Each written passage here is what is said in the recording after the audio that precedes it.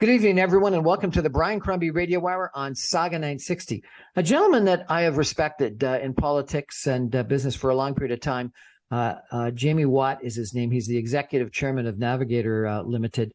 Posted a video a little while ago about an experience, a health experience that he had that actually had a very good result in the end, but it must have been just a terrible process to go through.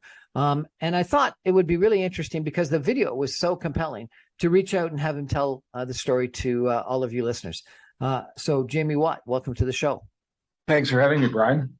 So tell us, my pleasure. Tell us a little bit about, this was a kidney transplant, I understand. It was, yeah. Pretty scary?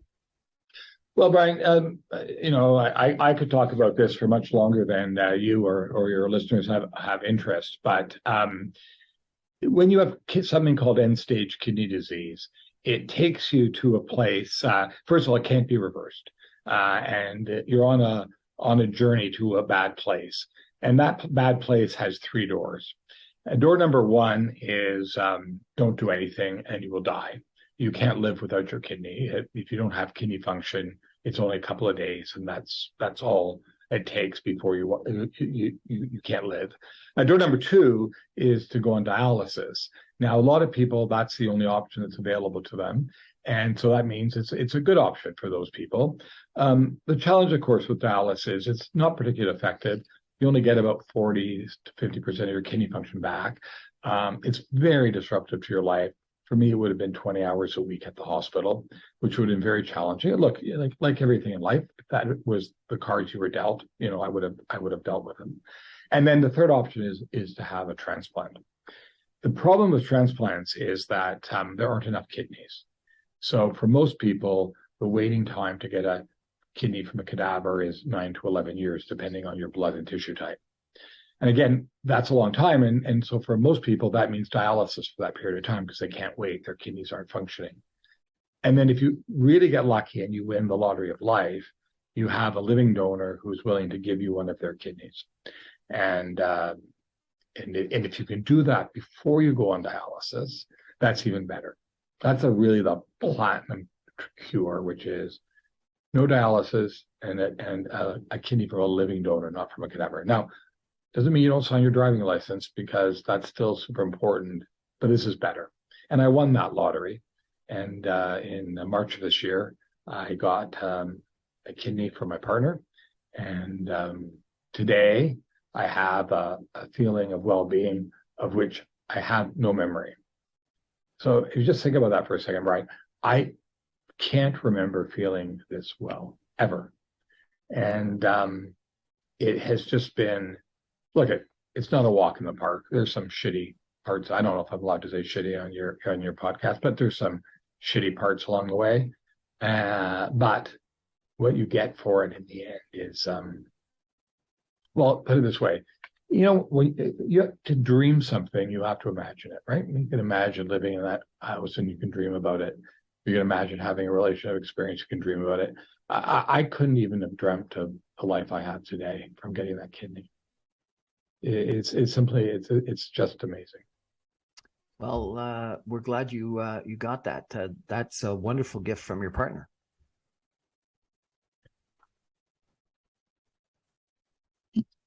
Yeah. So can we pause for a sec?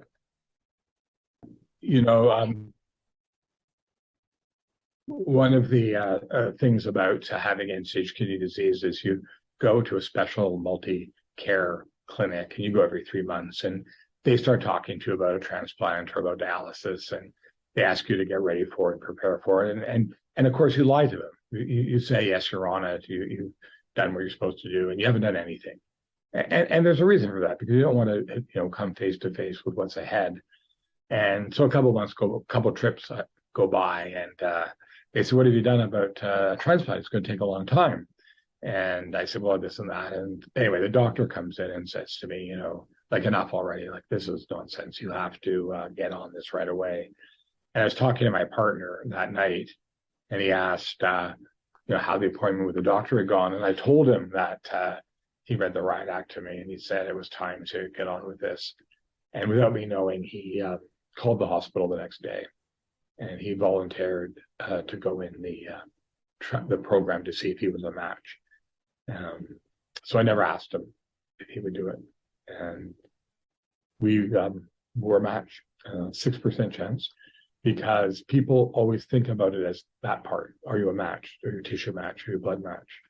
But what they don't think about is the person has to be a qualified donor, because if you think about it, Brian, like, they're not going to take a kidney out of a person who has cardiac disease or pulmonary disease, or, has HIV or hepatitis, or has even a whiff of kidney disease in their DNA, or fails an MRI head-to-toe test, or fails the stress test. They're really cautious and careful about making sure the person that's giving the kidney is able to do that. And so, as a result, a lot of people get booted out because they're not,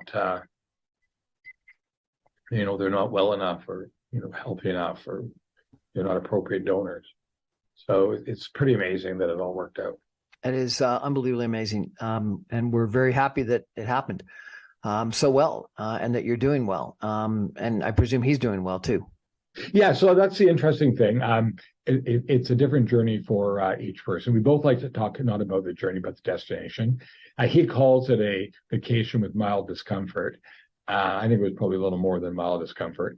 And for a period of time afterwards, his kidney wasn't functioning fully, so he had a version of kidney disease where he was cold and tired and itchy, but that resolved over time.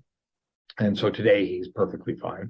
The only way, if he went to a new doctor that he hadn't seen before, a new GP, the only way she would know that he didn't have two kidneys was with an X-ray, not with the blood work, not with physical examination. There's no other telltale sign. So he's completely, Really? Yeah, he's completely back to normal. Now, if you look at X-ray, you'd obviously see there was a kidney missing. But all his blood work, when you go to your doctor and they look down the list of the blood work they've done, and they usually don't comment, it's all in normal range. His kidney function test would be right in the normal range now. Yeah. Now, you wanted to post this video because you wanted to do what? I think you wanted to have some impact on society, on other people that were suffering. And so we're going to take a break for some messages and come back with Jamie Watt, and we're going to talk about why he wanted to post this video and what's the impact that he's trying to have on the rest of us. Stay with us, everyone. We'll be back with Jamie Watt, who is recovered from a kidney transplant in just 2 minutes.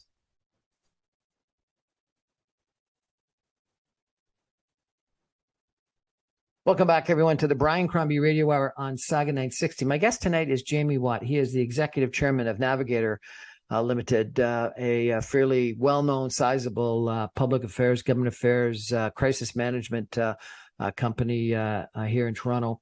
But the reason why I wanted to have him on, we'd love to talk about crisis management or politics or some of the other stuff that you're well versed in. But the reason why we wanted to chat with you tonight is a post that you did of a video a little while ago about your kidney transplant. And number one, Jamie, you, I think, wanted to, it was a very compelling video. You wanted to talk about your experience, but number two, you wanted to have an impact on the rest of us.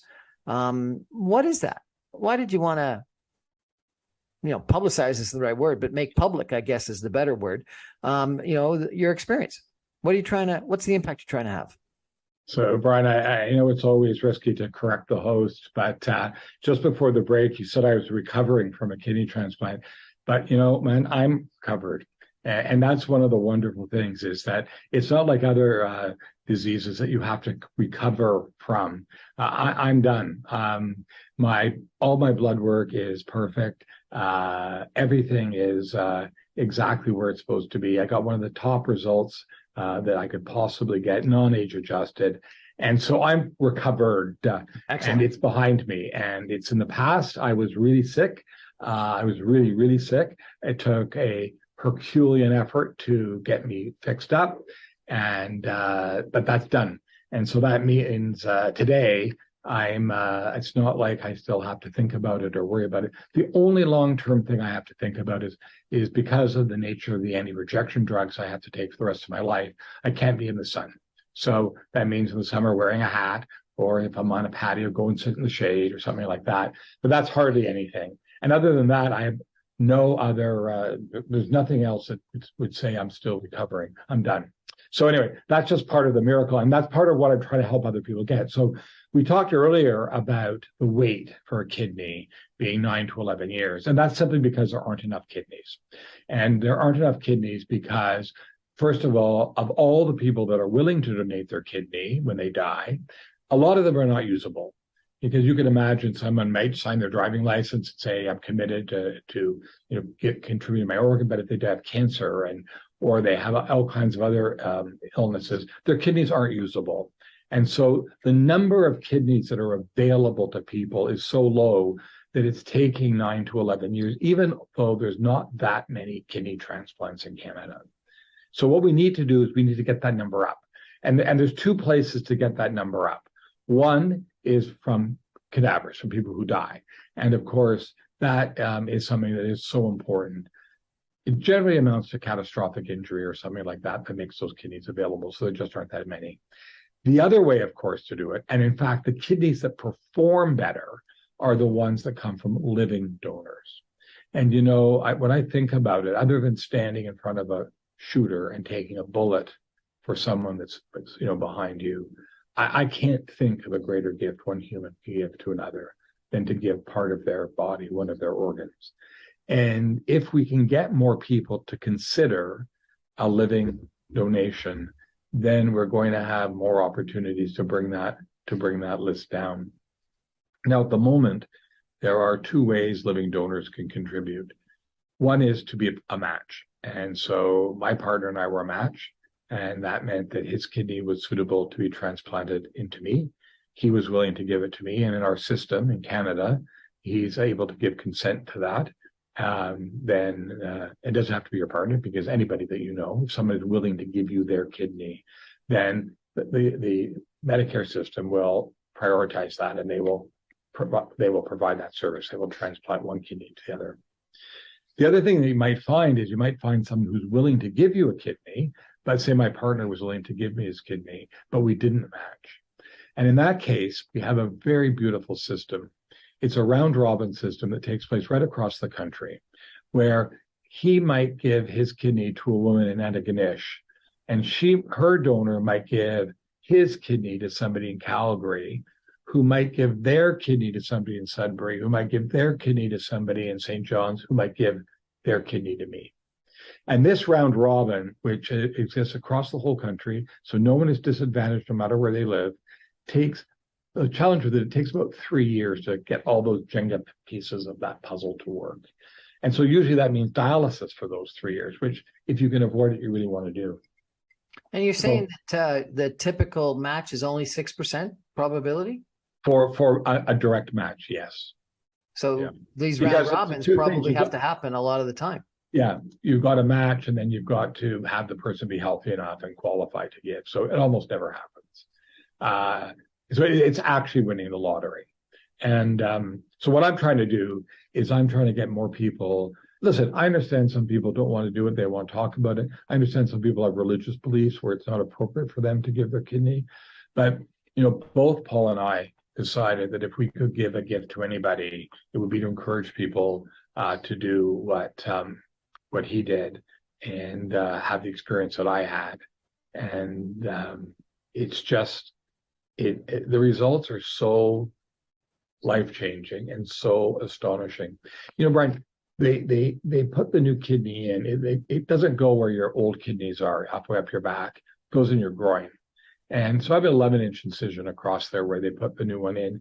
And before they stapled that up, with as near as I can tell, a staple gun from Canadian Tire, but before they stapled it shut, the surgical team could see the new kidney producing urine.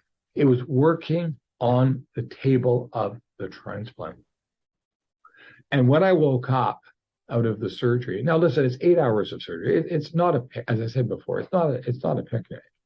But when I woke up after all that surgery, and I was in recovery, of course I had surgical pain, that, for that incision. I was being pain managed with, narcotics, thankfully. But at the same time as I was, coping with that pain, I had this incredible feeling of alertness, of clarity, of like just this feeling of brightness that I couldn't remember. And every recipient you talk to who has one, especially those that get them from living donors, because those ones start working faster. They all express it the same way. The feeling you have, it's immediate because you've had this dirty blood going through your whole system.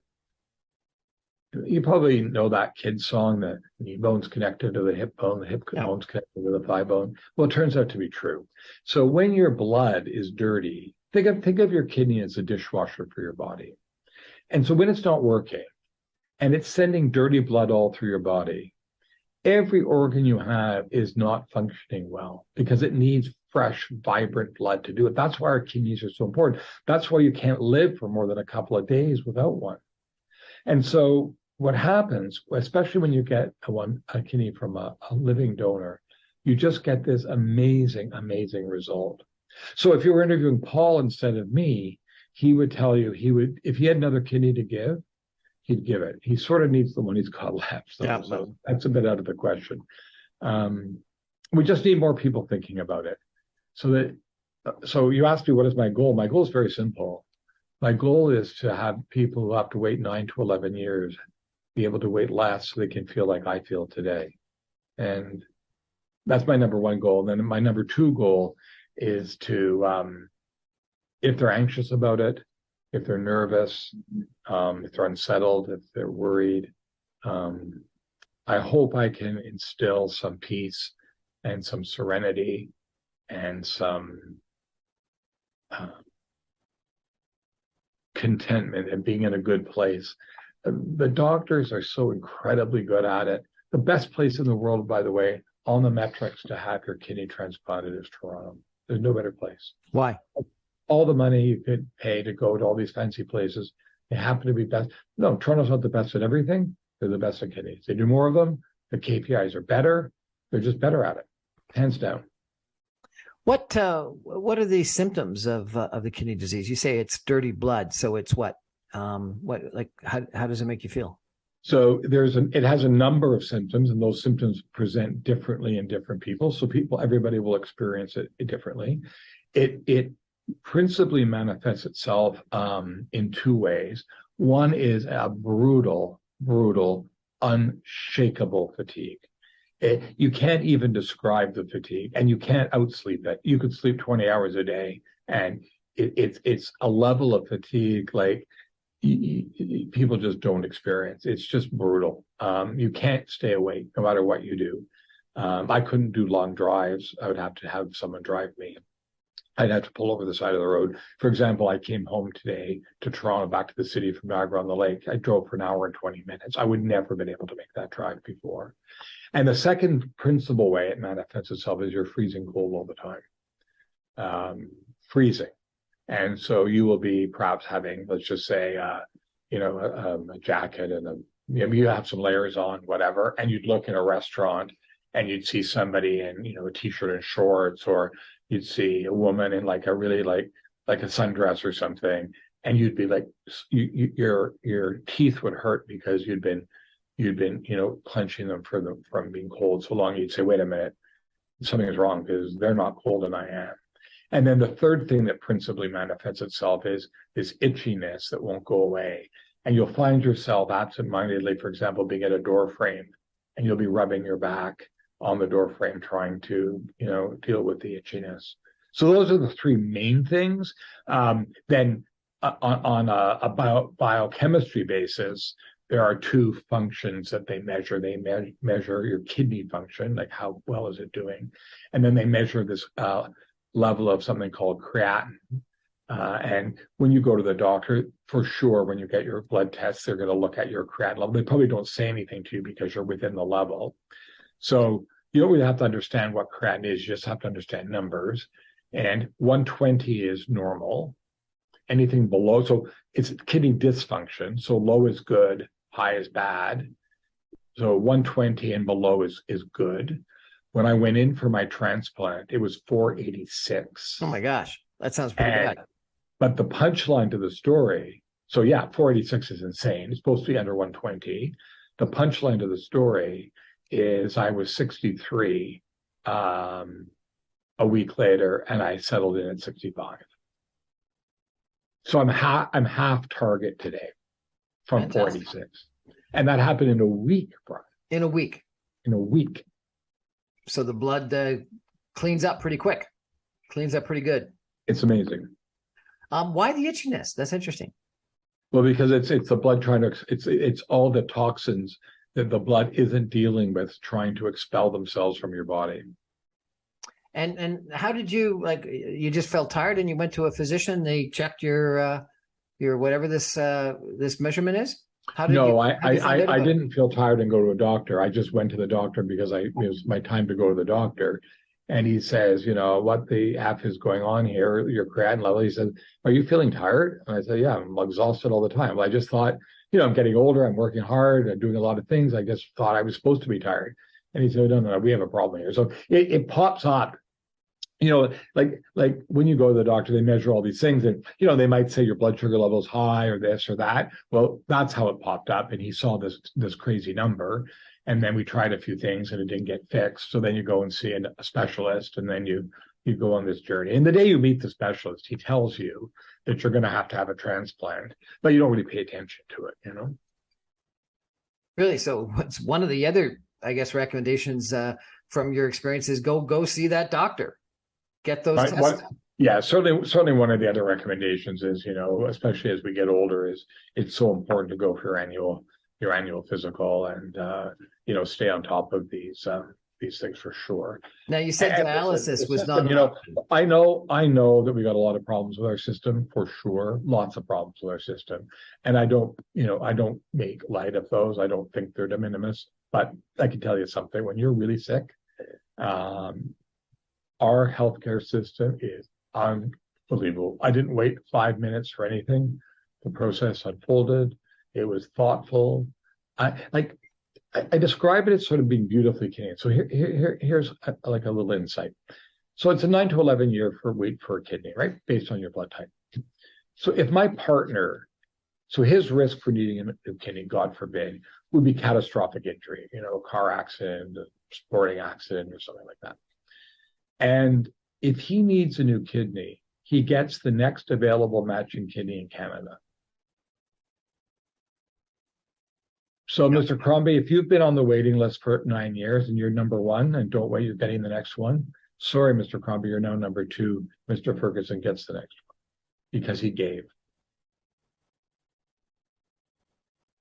Well, so we got to make sure that people are aware of the process and start donating. And so that's wonderful that you've done this video, that you're doing this show, and we got to get you out there telling your story. Tell me about the alternative dialysis. You said that was not a good alternative. Why? Well, there's two challenges with dialysis. One, you can do it at night at home. So people like, oh, I just go to sleep and do it. It's not that at all. It's very complicated, very difficult. People don't have good outcomes, and they're tethered to being at home. So it's pretty challenging. And then the other thing, which for me would probably be the option, is I would have been 20 hours a week at the hospital. Now, look, people endure lots of reversals and lots of difficulties in life. People lose their leg, they lose this, they lose their sight. And we all, as human beings, cope for that. And if I had to go to the hospital 20 hours a week, I'd go to the hospital 20 hours a week. But, this week I'm going to Vancouver for 4 days. I wouldn't have been able to go. I wouldn't be able to, I investigated a green screen. I could on the back of my dialysis chair. And I thought, well, maybe I could put my AirPods in and, my laptop, and I could have a green screen behind me. I could sort of figure out a way to work or something. But, it would have been a very challenging option. And again, if that's the only one you're faced, and I don't want to, because it is the only option some people have. So I don't want to say that it's not a good one for some people. But compared to what I got, it's very, very, very suboptimal. How long did you go through this process after you first were told that you needed to address the issue? So there was about 4 years altogether, 3 to 4 years. We really got serious. They were getting serious the year before I got my act together. And then once you do get serious, it takes about 9 months in order to be ready, all the testing and everything. It's not because there's delays or anything. That's just the time the thoughtful process takes. So, for example, Paul had to see a psychologist to make sure he wasn't under undue pressure to giving, because he was giving it to his partner and those kinds of things. So that takes time. Right. And I also was too heavy. And so I had to lose weight. So I lost 100 pounds What? to get ready for this. Yeah. You lost 100 pounds? Yeah. How'd you do that? I lost 115, but 15 was from the surgery. So I don't count that. I lost 100 on my own. How'd you lose 100 pounds? What's the secret? Well, first of all, I tell everybody they have to find their own secret and they have to find what's good for their journey. The one secret that I did do that anybody could do is I just started using a salad plate instead of a dinner plate. And I just got used to a smaller plate with less food. I know it's a bit of a mind game, but it worked for me. Secondly, my partner also lost about 70 pounds. And so he did Weight Watchers, and I just sort of copied along him. So we found weight. I mean, but look at, right, it's math. You can stand on your head, you can eat lemons, you can eat only carbs, you can eat no carbs, you can intermittently fast, you can do whatever the hell you want. It's very simple. Less in, then goes out, you go down. More in, then goes out, you go up. It's math. And so that part was not. Someone told me you can't run away from a bad diet. You can't run away from that diet. So how I really did it, though, is that I made a list, and I start to get choked up every time I say this. I made a list of the people that were helping to save my life. And that's not hyperbole. It was to save my life. And I lost track at 65 people. Now, some doing more than others, but 65 people that between the two surgical teams, two anesthesiologists, two workups, two this, two that, plus everything else. And every time I wanted to eat, I thought, if those 65 people can work to save my life, I can shut my mouth. And I just didn't do it. I believe motivation is for amateurs and discipline is for professionals. That's interesting. Motivation is for amateurs and discipline is for professionals. Yeah. And I just decided to be disciplined about it. And, I came back to the doctor and he goes like, what? And I was, what do you mean what? He said, you lost the weight. I said, you told me to lose the weight. He said, they never do. And he gets sent to dialysis because the kidney is roughly the size of your fist, right? And this thing has got to get stuck in your groin. If there's no room, there's no room. And anyway, he said 60 pounds, but once you get into a rhythm about it, I just kept on it. I did it through COVID. So COVID was my friend in this way because, I was at home. I could control, like tonight after I talk to you, I'm going to go to reception. I'm going to a dinner. Going to Vancouver. I'll be out, 3 meals a day for the rest of the week. But only using a salad plate. But yeah, I do. And I get on the scale every day. I have a 4 pound. And again, I hate to sound preachy. Everyone's got to find their own way. So my way is I have a 4 pound margin that I'm allowed to be in. And I get on. Some people say, don't weigh yourself every day. I don't believe in I weigh myself every day. And I stay in that range where I take immediate action. And I've kept the weight off for almost a year now. So that's, it's not done, but it's a good start. We're having an very interesting chat with Jamie Watt about his kidney transplant and his weight loss and his campaign to educate us all on the importance of donating kidneys, or at least considering the donation of kidneys. We're going to take a break and come back with Jamie in just 2 minutes. Stay with us, everybody.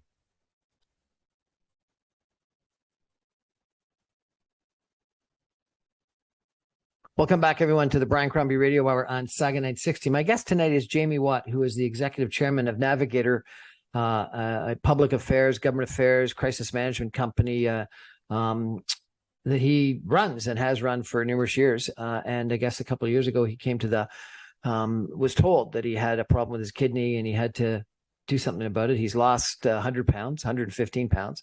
He got a donor, his partner, and he's gone through a kidney transplant. And he now posted a couple of weeks ago a video on his LinkedIn that I saw that was really quite impactful about his personal experience and how he thinks we all ought to become far more knowledgeable about the issue. Jamie, you probably don't know, but I worked for a guy for 20 years that went through a similar experience. And he launched a thing called the Organ Project and had dinners, and a lot of publicity. And he ran through a problem where he didn't have anyone that he knew that was a donor, a potential donor. So they actually ended up doing a whole campaign for him, and a donor was found. One of the things that the Organ Project that he was passionate about, and I'm not suggesting that's the only way to do this, but one of the things was just getting people to open up their wallets, take out their driver's license, and see if they actually had signed up for the transplant. And he made a pitch that it wasn't just for transplants; it was for lots of other things that your body can be used for after you pass. Do you think that's important? Yeah, I think, and in fact, I do a version of that same thing. So I speak a lot, probably once a week. I'm going to speak in Vancouver on Wednesday to 75 executives, and I have 3 slides that I end with, sort of modeled on, Bob Barker. Don't forget to get your dogs and cats spayed and neutered. So I finish my presentation. We finish questions, whatever they think is over. I say I just need 2 minutes at the end, and I say one more thing. I say I'm quite efficient now in saying, so I don't want to impose on them, take too much of time, but I say, this is my experience, and this is why it's so important. And then I actually have on the screen captures of, and I customize it for whatever province or wherever I'm speaking, and I have the actual screen captures of the websites where you have to go register. The important thing in most provinces is that you have to register actually twice, which people don't know about. You have to register on your driving license, but that database is not always immediately accessible at the time of death, and people don't usually have their driving license with them when they die. So it's called different things. It's RMQ in Quebec, and Ontario, it's the Gift of Life Registry. But in every province, there's also a registry where you can go and register your wishes. That's important because that's the registry that is checked at the time of death in most cases, especially in the cases of the kind of organs that are the most valuable, which is a case of unexpected death, usually catastrophic death. And so in those cases, people probably aren't, have their act together on everything, but the hospital is able to check there. So I encourage people to do both. And every speech I give, I try and use the privilege that I have in speaking to these audiences to take a little bit of time at the end to do exactly what you're talking about. Now, is that going to change the world? No. But, if I do it enough, I'll probably speak to, I don't know, thousands, well, for sure, thousands of people a year. And, I'm hoping that when that is put in the context of a personal story and a personal story that I would not have been able to give the speech or the presentation I just gave if it hadn't been for this. I'm trying to encourage people to do that. He also used to tell people that you need to talk to the next of kin to make sure that people, so it's not just on some registry, but the people that are going to be there after you pass are aware of your desires. That is so important. And, obviously it's very often very, obviously always horribly upsetting and whatever, but sometimes these events are quite chaotic as well. And, people think about the family when they go through the death, which is obviously the people that suffer the most. But if you've got a medical team that's been fighting like crazy to save someone's life and they lose, like they're gutted at the end of this, right? It's not like they're robots that, it didn't work out, right? They're destroyed that they weren't able to save this person's life. So everybody is, in a horrible place when these things happen. So it's so important that people know that what your wishes are, so that you can give. And then if is any way you would consider a living donation, it's really something that is just, I'm repeating what I said before, but I can't think of a gift that you can give another human being other than take the bullet for them that is so meaningful. I mean, just think about it, Brian. My partner walked in to a hospital, took off his clothes, lay down on a stretcher, wheeled into a operating room and consented to having them remove an organ from his body. I can't think too much about it. because the generosity and the pureness of that gift is it's just amazing. And other than he never has to take the garbage out for the rest of our relationship. But That was the trade? well, we joke about it all the time. And I think the reason we joke about like a lot of things is because it's just so overwhelming. We can't really focus on it otherwise. But yeah, it's pretty amazing. No, it is. It's incredibly amazing, and that that people would do it for someone that they know well, love, etc. is wonderful. But in addition, some people do it just for people they don't know. Yes. He would give, you can also give a section of your liver. He would be willing to do that now that he's gone through it.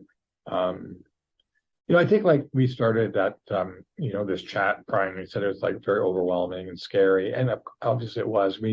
In retrospect, I so over-prepared for it. It was crazy. We didn't know what we were facing. We didn't know what was ahead of us. And it's terrifying. And, I prepared my daughter and my son-in-law for, a horrible outcome and what our wishes would be if things went wrong. And we prepared our business. We did all those things. And, luckily we didn't get that outcome. We got the opposite, but it is overwhelming. And so in addition to encouraging people to sign their driving license, register with the Gift of Life Registry, in addition to encouraging people, if they're able, to be a living donor and all that means. The other thing I really hope that both of us can give, and I'll talk to the recipient and he'll talk to the donor, is that we can alleviate some of that worry, some of that anxiety, some of that stress, some of that strain, and we can make it a little bit more comfortable for people who are going through the process. Not easy. Believe me, think about where the new kidney goes in your groin. If you are modesty or whatever, forget that, Charlie Brown. That is out the window. And it's a challenging time. It's not easy. But the outcome that you get, the result that you get it's like, I work now, I can easily work 18 hours a day. I don't want to work 18 hours a day, but I can. I have my memory, my recall, ideation, concentration, focus, energy. I go to sleep at 11 o'clock, like every man my age. I get up once to go to the bathroom. I wake up at 6, no problem. I got up this morning. I drove to Toronto, no problem. I do all these things. The other day, I did go to the hospital. I walked to the hospital. I walked back. I sat at my desk and I said, wait a minute. I just walked to the hospital. Before this, I would have taken a taxi.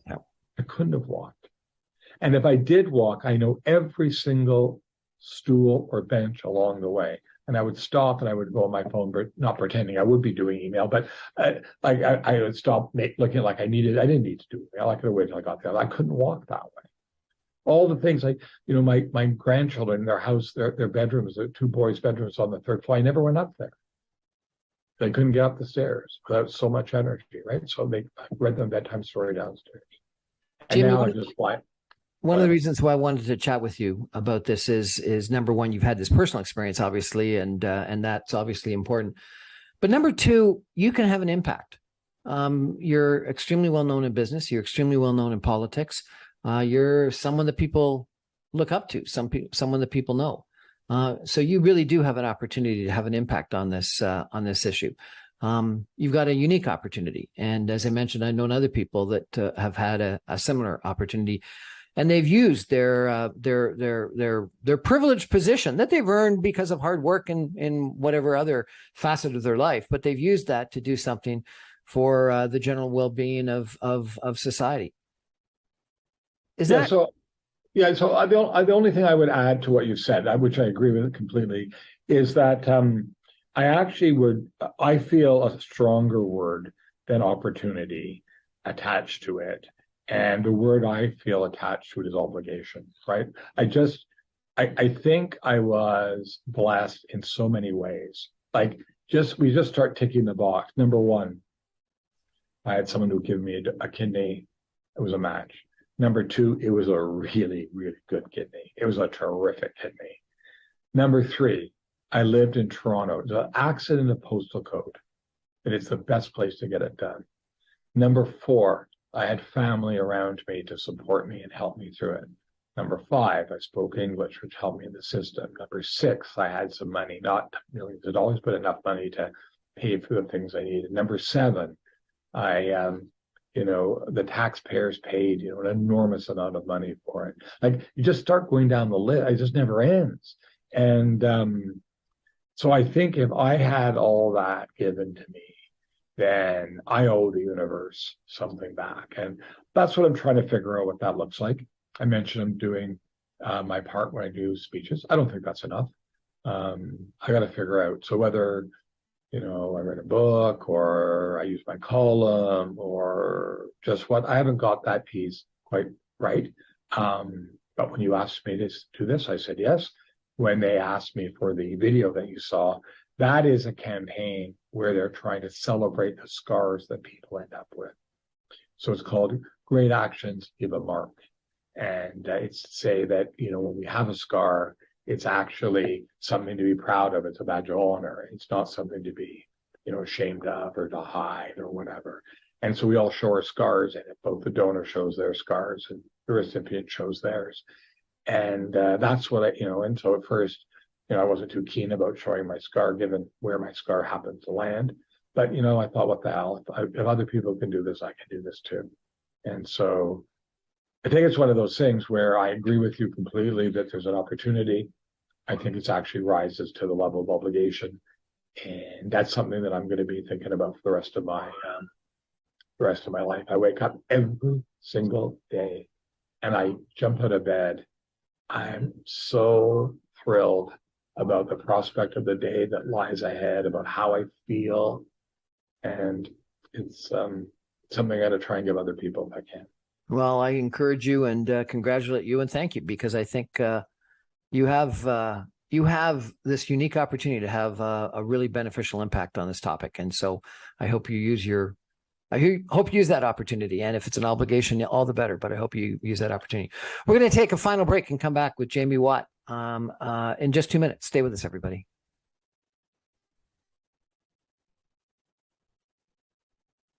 Welcome back, everyone, to the Brian Crombie Radio Hour on Saga 960. It's a real honor for me to chat tonight with Jamie Watt. He's the executive chairman of Navigator. I don't know if you remember, Jamie, but your company used to invite me to a bunch of your political assessment sessions, which I enjoyed. You and I had a few arguments in the ante room down on I think it was on Front Street at one point in time, which was a lot of fun.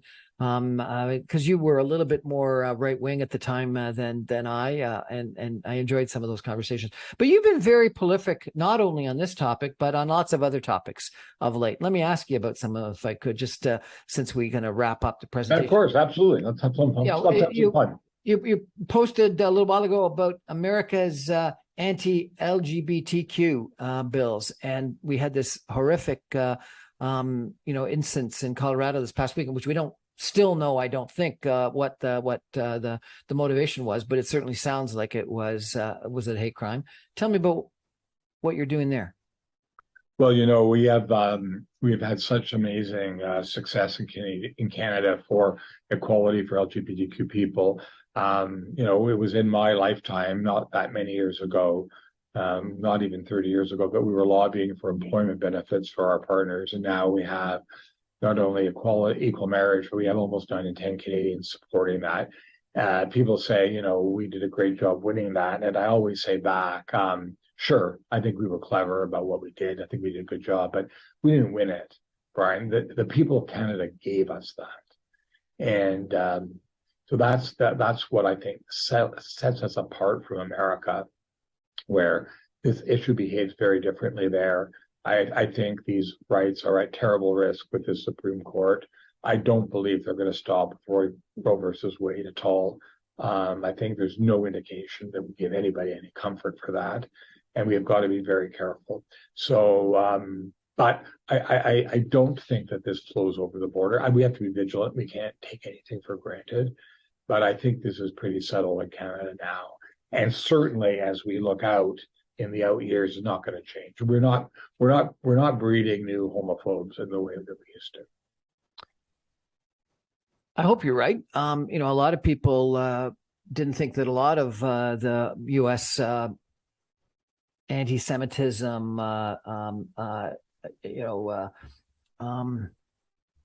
whites only kind of rights, etc., were things that came to Canada. But then some people questioned it when they saw some of the symbolism and the trucker convoy and the occupation in Ottawa and stuff like that, and wondered whether some of that was going to come. So I hope you're right. You also posted something interesting about parliaments becoming circus tents with political theater, half-truths, and personal attacks in the center ring. This buffoonery comes at a cost. What were you speaking about then? So the problem we have in Ottawa is the same problem we have on Bay Street. So it's called short-termism, right? So we have all these managers on Bay Street managing for the next quarter, because if they don't perform the next quarter, the stock goes down. So they're making short-term decisions that are essentially bad for the business, because we've fallen into this cycle of everything for the short term. And it's no different in politics. So people cannot be on their high horse in politics because they're doing exactly the same thing. So what are they doing? They are every day going into Parliament, behaving badly, trying to ambush the other side, and thinking that it's a big win.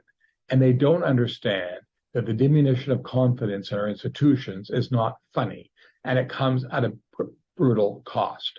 And what they need to do is they need to smarten up and stop this nonsense, because as much as they think it's funny for the day, or they got a cheap shot, or they won, or whatever, they didn't. And so what we then see is, when we have to get people vaccinated, all of a sudden we have this vaccine hesitancy. Now, I'm not talking about the tinfoil hat people who didn't want to get vaccinated and all that. That's not those people. But we had people who didn't believe in their institutions, right? Because we've so diminished the confidence people have in our governments that when we ask them to trust a message that comes from the government, we don't do it. And it's a very big problem. You've written a few times about the housing crisis. Are we solving it? No, I don't think we are. And, Ed Clark, who is the former CEO of TD Bank, brilliant economist, thinks that stable housing is the most important determinant of success in life. And, I think this housing crisis is going on, and I don't think we've got it right. I think that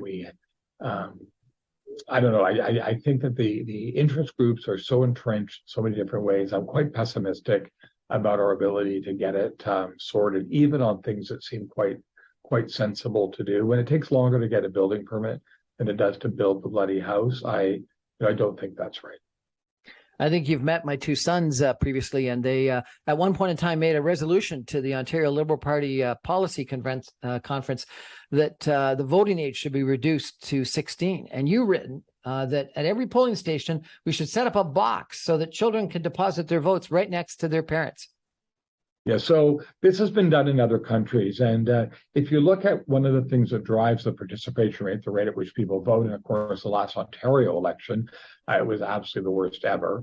Municipal was, what was it, 20-something%? Yeah, it's a joke, right? It's an actual joke. So the idea is that you set up this is not a thing you do in school with your teacher, which is fine in civic class or whatever. That's fine. But what you do is you put a children's ballot box right next to the parents, and the parents bring the kids with them to vote. Now, you can't bring your kid to the polling station without talking, at home about it, right? So this then inspires parents to talk to their kids about the election and what's going on and what they might like to do and so on. And they get a ballot paper and they learn how to mark it up, and it instills in them the tradition or the routine of exercising their franchise and going to vote. And it shows that the votes don't obviously count for anything, but they do count in that they get to build a habit that hopefully becomes a lifetime habit. Actually, we should count them up and find out if the result would have changed. That would have been interesting. But you don't think reducing the voting age to 16 would be a good idea? Yeah, listen, I'm actually for licensing people to vote, because I think you should have to prove that you're capable of voting before you do. But no, that's obviously a silly thing. I think actually 16 would be a very smart idea. I'm not opposed to 16 at all. Jamie Watt, thank you so much for joining us and telling us and sharing with us openly and frankly your personal story. Really appreciate it. And I hope and I think it will motivate some more people to sign those cards that we get with our driver's license to donate parts of themselves. And also, even more importantly, as you point out, for people to consider voluntarily donating while they're still alive. Thanks so much. My great pleasure, Brian. Thank you for thinking of me and inviting me to be with you and your listeners tonight. That's our show for tonight. Thanks for joining us, everyone. I remind you I'm on every Monday through Friday at 6 o'clock on 960 a.m. Good night, everybody.